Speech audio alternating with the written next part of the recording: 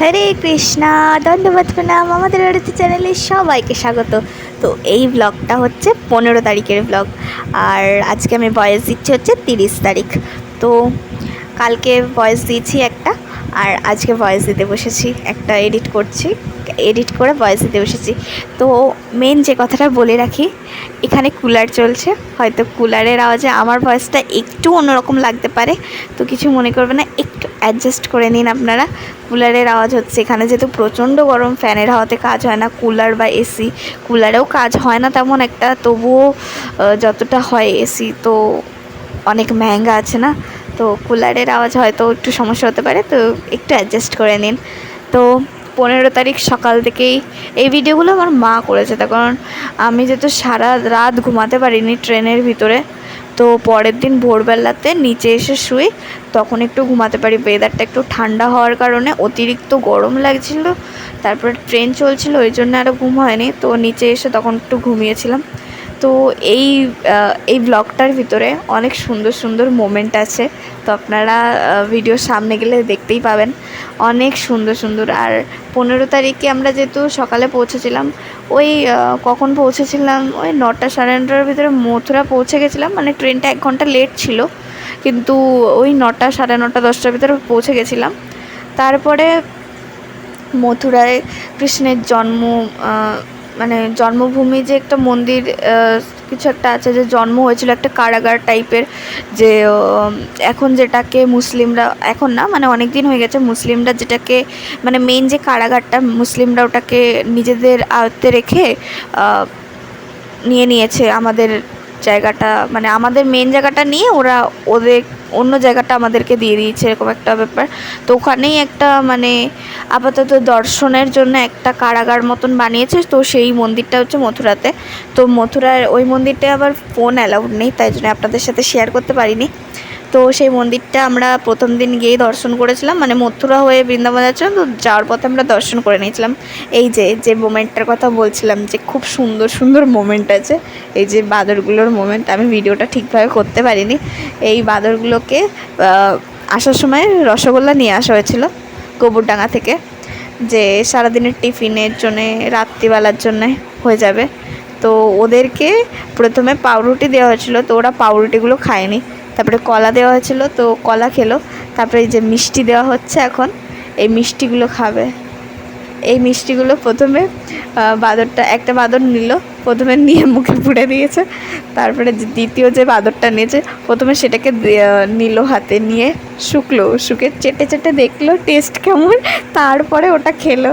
আমি ওই সাইড থেকে ভিডিও করলে ওই বাঁদরটাকে যখন দেবে তখন ওই ভিডিওটা দেখতে পাবেন আপনারা। এই যে বাঁদর ওর, আর এখানে বাঁদরগুলো অনেক দুষ্ট হয়, মানে বড় বাঁদররা অতটা দুষ্ট হয় না, ছোটো বাঁদরগুলো অনেক দুষ্ট হয়। মানে আমার সাথে অনেক এরকম ঘটনা হয়েছে, মানে আমি এসছি 15 তারিখ, 15 তারিখ থেকে আজ এই 30 তারিখ অবধি আমার সাথে বাঁদরের প্রচুর কাহিনী হয়ে গেছে। মানে বাঁদরের পিছনে না লাগলেও, মানে বাঁদরকে তো আমি প্রচণ্ড ভয় পাই, হনুমান বাঁদরকে, মানে ওদেরকে ভয় পাবো কি, ওরা আমাকে উল্টে এত ভয় দেখাচ্ছে, ওদের পিছনে লাগাতে দূর, ওদের কাছেও আমি যায় না কোনোদিনও। যদি কোনো কিছু মানে ওদেরকে প্রসাদ দিই, তো আমি নিজে দিই না, এত ভয় লাগে।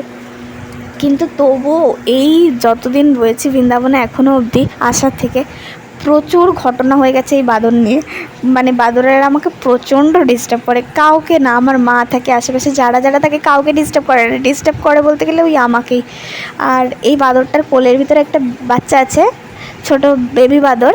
তো বেবি বাঁদরটা না কী সুন্দর করে ঘুমাচ্ছিল, আমি জুম করে দেখানোর চেষ্টা করছি, কিন্তু অতটা বোঝা যাচ্ছে কিনা যায় না, কিন্তু তবুও মানে ফোনে কতটা বোঝা যায়, ফোনে অতটা ইমোশান বোঝা যায় না, বাট দেখতে অনেক ভালো লাগে। এখানে আসার পর থেকেই শুধু মা বাঁদররা বাচ্চাগুলোকে কী সুন্দর কোলে করে করে করে নিয়ে ঘুরে বেড়ায়। প্রচুর এরকম আছে, আমি সামনের ভিডিওতে আপনাদের সাথে শেয়ার করব, যে বাঁদরের সাথে আমার কী কী হয়েছে না হয়েছে আমি সব শেয়ার করব। শুনলে আপনারা বুঝতে পারবেন যে বাঁদর, মানে বড় বাঁদররা প্রচণ্ড ভদ্র, আমি বলবো না বড় বাঁদররা খুব দুষ্টু। বড় বাঁদররা শুধু খাওয়ার জন্যে হয়তো ফোন, টাকা পয়সা, চশমা এগুলো নিয়ে যাবে, বাট খাবার দিলে, ফুটি দিলে আবার রিটার্ন করে দেবে, কোল্ড ড্রিঙ্কস দিলে, ফুটি দিলে, যাই হোক দিলে রিটার্ন করে দেবে। কিন্তু যারা ছোটো বাঁদর, ওরা খাওয়ার জন্য ডিস্টার্ব করে না, ওরা খেলার জন্যই ডিস্টার্ব করে। আর যারা যারা ছোটো ওদের পছন্দ হয় তাদেরকে তো ওরা ডিস্টার্ব করেই যায়, যেটা হচ্ছে আমি। আসা পূর্বক আমার শুধু ডিস্টার্ব মানে এত মানে রাস্তায় বেরোলে আমার ভয় লাগে, এই না বাদর ঘাড়ে উঠে যায়, আমার প্রচণ্ড ভয় লাগে। যা যা হয়েছে আপনাদের সাথে আমি পরের ভিডিওগুলোতে শেয়ার করব। তো 15 তারিখ মন্দির গেছিলাম, মানে সকালবেলা পৌঁছায়, তো সন্ধ্যেবেলাতে আমি কৃষ্ণ বলরাম মন্দিরে গেছিলাম আমরা সবাই মিলে। তো সেখানে বেশি কিছু ভিডিও করিনি, যেহেতু প্রথম দিন গেছি, মানে শুধু রাধা শ্যাম সুন্দরকে, কৃষ্ণ বলরামকে, গৌর নিতাইকেই দর্শন করে দিন কেটে গেছে।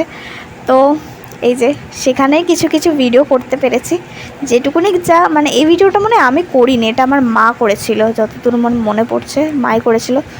আর যারা যারা বৃন্দাবনে কৃষ্ণ বলরাম মন্দিরে এসেছেন তারা অবশ্যই জানাবেন, কারণ কৃষ্ণ বলরাম মন্দিরে এসে যদি কেউ একবার মানে কৃষ্ণ বলরাম বা রাধা শ্যাম সুন্দর বা গৌরনিতাইকে একবার কেউ দর্শন করে, মানে তার বিন্দু মাত্র ইচ্ছা করবে না যে আমি উঠে বাইরে যাই বা বাইরে গিয়ে প্রসাদ পাই। মানে বসলে না প্রসাদের পেটে টান ধরবে, না বাড়ির চিন্তা থাকবে, না কিছু, মানে সব বলে শুধু দেখে দর্শন দর্শন দর্শন, মানে মন আর ভরে না, মানে শুধু তাকিয়েই ইচ্ছা করবে না, শুধু তাকিয়ে থাকে, মানে দেখে মানে বলে না চোখের শান্তি, চোখে একটা আরাম হচ্ছে সত্যি, মানে তাকিয়ে থাকলে না চোখের আরাম হচ্ছে, মানে চোখটা আর বন্ধও হয় না, মানে পলক পড়ে, যেটা পলকও পড়তে চায় না, মানে দেখেই যায়, পলক পড়লেও পলকের পরে রাগ হয়, কেন তুই পড়ছিস, আমি তো 1 সেকেন্ডের জন্য হলেও কৃষ্ণকে দেখতে পাচ্ছি না, রাধা শ্যাম সুন্দরকে দর্শন করতে পারছি না, তো এটার জন্য মনের ভিতরে হয়।